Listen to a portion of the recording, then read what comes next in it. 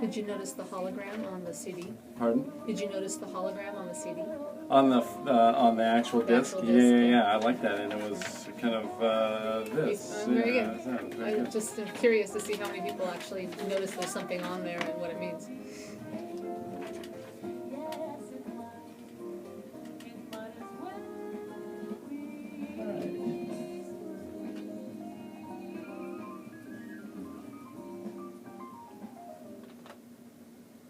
Jazz 88.3 in the New Jazz Thing. Welcoming to the New Jazz Thing, Allison Adams Tucker, right there from her new release, April in Paris.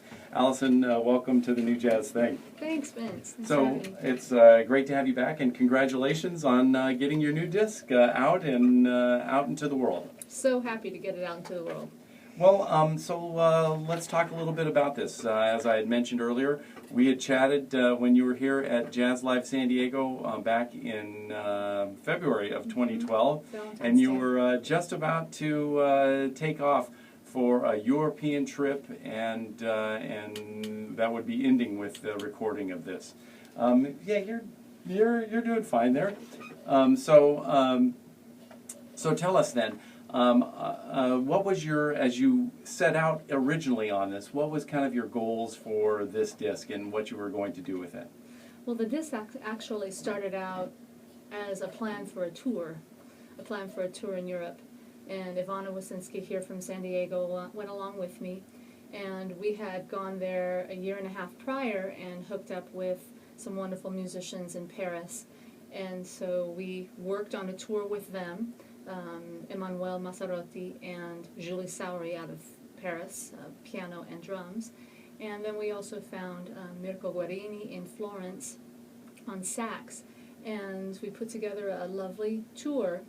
And when I took a look at the month that it was in and the material that we were doing, I thought it was a great opportunity to do an April in Paris project and end in Paris. And so we almost were on a race to finish the tour so that I could actually record in April. So we did it on the 30th. And we got to Paris and we laid down tracks all day on April 30th and were just absolutely exhausted. And we found out a day or two before it was actually the first UNESCO International Jazz Day that day. So it was lots of great vibe in the air, and it's kind of an affirmation that it was a good thing to do. So it all came together there at the very end of this. Yes. And you also were looking to kind of fund this via one of the new ways with Kickstarter, to try to have people come along with you on the ride that is making a disc and going on tour and all. And there were probably some glitches in doing that and all, but it seems like it ended up okay, and you raised the money that you needed to be able to do this. The music that you chose, was this music in particular for a more an international feel of a disc, or a European feel of a disc? It seems like you have music kind of in many languages on here and of very different styles. Quite honestly, it's music that I would choose for my repertoire just naturally for any performance, but I was looking specifically for something with a spring, April, Paris kind of theme, and I worked together with Kamal Kenyatta to find, I had a few of the songs chosen, but he introduced a few songs and gave some suggestions, and I think that the European feel that you might be getting is just actually the Europeans playing on the disc, and our experiences through those 8 concerts through Italy and ending in Paris. It's just going to rub off on the music. To have that. My mother says the same thing. She feels this European feel about it. So. Yeah, it does. It has that kind of a feel to it. So then tell us about the tour, and did you work on the music through the tour and kind of use that as a way to kind of get the feel for the music that you were going to then record? Exactly. I saw it as a perfect opportunity to really shed the music live and see what the response was of the audience and get it down. And so, like I said, we had 8 concerts in 8 cities. And by the time we finished, we definitely knew what areas we liked the most and what we wanted to work on a little more. And although I caught a horrible flu bug the flying into Venice at the very beginning of the tour and lost my voice for the first 5 or 6 concerts. We had to get a little creative with some of the repertoire. It really pushed the limits, you know, to see what we could do with the music. Which probably helped you in interpretation of some of the music a little bit. To I could only sing about about 6 notes, so I had to really interpret in a creative way. Well, I want to play another little bit from the disc, but I want you to tell us you're going to be releasing the disc this week here in San Diego at a CD release party. Tell us about that. Yes, the official national release is June 3rd, so you'll be hopefully hearing it on Jazz 88 from that point on. However, I wanted to celebrate the release in April, and I wanted to celebrate it close to International Jazz Day, which was the day we recorded it. So the weekend closest is Saturday, April 26th. That's this Saturday, and we're doing it at the Loft, UCSD. I thought the Loft was a nice, fresh, new venue to bring it to, and also Kamau Kenyatta is on the project, and Danny Green is on the project, and Ivana Wyszynski is on the project, and they all have had something to do with UCSD, Kamau being on faculty and Ivana and Danny being alumni. So excellent. Well, let's play a little bit more, and we'll chat a little bit more about the disc. And we've got the title track, April in Paris. Anything in particular about how you guys did April in Paris, or your thoughts about the tune, or is it just really fit in with your theme for the disc? That's a hard question. Well, yeah, it is first and foremost fitting in with the theme, and actually, I wanted to do it a little bit differently than I had heard it in the past, and so we're doing it as a 6/8, you know, more of a waltz feel rather than the usual 4/4 swing. And I think it turned out really nice. Excellent. We're chatting with Allison Adams Tucker. Her new release coming out in June is April in Paris, and she's playing a CD release party this weekend here in San Diego. And there are going to be a few other dates where you're going to be able to hear this music coming up soon, and we'll chat with her about that in a second. But the title track right here, April in Paris, on the New Jazz Thing, Jazz 88.3.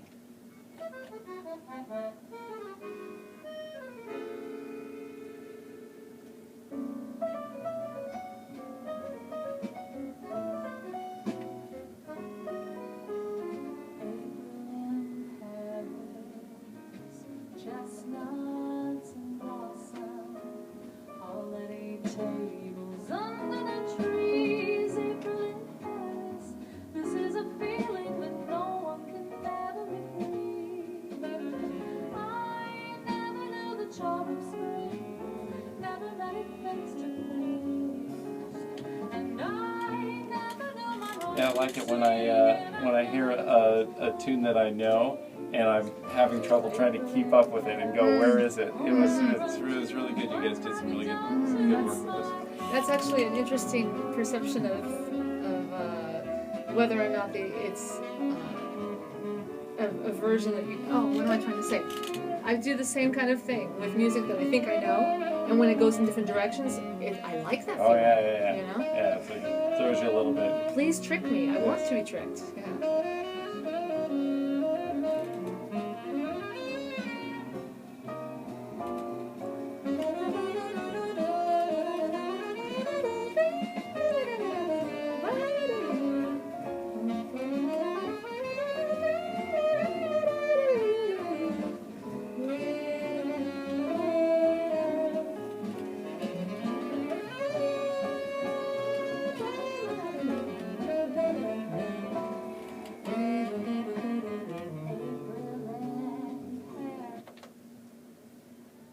Jazz 88.3 and the New Jazz Thing. That's the title track from Allison Adams Tucker, new release, April in Paris.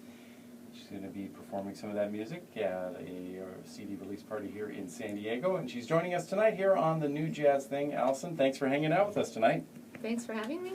So I mentioned that, again, that you're playing here in San Diego this coming weekend, and we'll give folks the information on that. But this is the first of a couple dates that you're playing this music and releasing it to folks. Tell folks a little bit about that. After this, I'll actually be doing everything after June 3rd, the actual release. So the LA CD release is at Vitello's on Friday, June 13th. And then I'll be heading straight up there with drummer Julian Cantelm, and we'll be doing Oakland at Piedmont Piano Company on that Sunday, June 15th. And then in July, I'm working on an East Coast tour, and I don't have those dates yet, but they're really close. And then in August, we'll be returning back up to Northern California and the Northwest, hitting San Jose, Oakland, Bellingham, Washington, and Seattle. Excellent. Dates that you can check out on my website. Excellent. Give folks your website. www.AllisonAdamsTucker.com. ALLISON. AdamsTucker.com. And we have a link to that out on the blog post for tonight's show, so you can link out to Allison's website and get all of that information. So as you were touring through Italy and heading toward that recording session, were some things about the music or about yourself? Did you find some new things that impacted what happened when you went into the studio? Ways that you saw the music different, or other things that kind of pop out to you about that? One song in particular comes to mind when you mention this, and it's the final track, You Must Believe in Spring. And it's a Michel Legrand tune originally written for the movie, what's the English title? The Young Mademoiselles of Roquefort. And it's a song entitled Le Chanson du Maxence in French. However, when it was turned over to English, then it turned into You Must Believe in Spring. And I first really fell in love with it through Bill Evans' version of it. And I had seen it on the movie and loved the song, but didn't realize it was the same song. So once I put those two together, I fell in love with the song and had to have it as part of the album. And that song was really special throughout the tour because each night, it was a duo song, obviously, with the pianist, Emmanuel. And each night I really looked forward to it because it was something completely different every night. You know, he transformed it in a way that he led me in a really fun little adventurous journey of the song. So I was interested to see how that song would turn out on the final recording version. Right. And it was equally different. Well, you're also known as someone who does perform and sing in multilingual in different languages. How was that received by the audiences there? That you were singing in Italian and in French, and how was that received? Well, since we were in Italy, Right. the Italian songs they really connected with. Obviously, it was soft on the ears. It's kind of like here when I'm singing in other languages, it's good to go back to the English every once in a while just to kind of ground the audience, and they don't have to work so hard to try to understand what I might be saying. Right. Not that they necessarily are. But then when I go to French, a lot of the Italians in the audience spoke French or were very, very comfortable with it, maybe like us and Spanish, being so close to Mexico. And English, they're just accustomed to and want to hear English in jazz because to them, English and jazz are one and the same. Right. And I don't think I did any Japanese while I was there, so I can't respond on that one. But Well, so as we wrap up here, you've got these upcoming dates for your new disc, and I'm sure your focus is on this and what you're doing here. What kind of things can we look forward to in the future from you? I know that you've got a bit part on the new Peter Sprague "Ocean in Your Eyes" release that we're playing here on the station. But what other things are you working on here? well, you mentioned that this was 2 years in the making. Right. So although I'm extremely excited to release it and to tour with it, my focus is very much on the very next project that comes, hopefully sooner than 2 years, in fact a lot sooner than 2 years. And it took so long with the 2 years simply because I wanted to do the album justice, and I took it to all of the major labels looking for some interest. And although I got a lot of nods and a lot of really great feedback, what I learned was that I need to get the label first and then have them produce it. Mm-hmm. And so I've got some good ideas and a producer in mind, and we're putting together some concepts that I hope will materialize in the next year or so. Excellent. Well, remind folks one more time here in San Diego where you're going to be playing. This Saturday, April 26th, starting at 8 o'clock at the Loft, UCSD campus, free parking in the Gilman structure, and you can get ticket information, everything on my website, www.AllisonAdamsTucker.com, and also if you just want to go straight to the UCSD website, it's UCSDBoxOffice.com. Excellent. Well, we're going to close out with a tune that I found really beautiful on the disc, and a tune that you sing both in Italian and in French.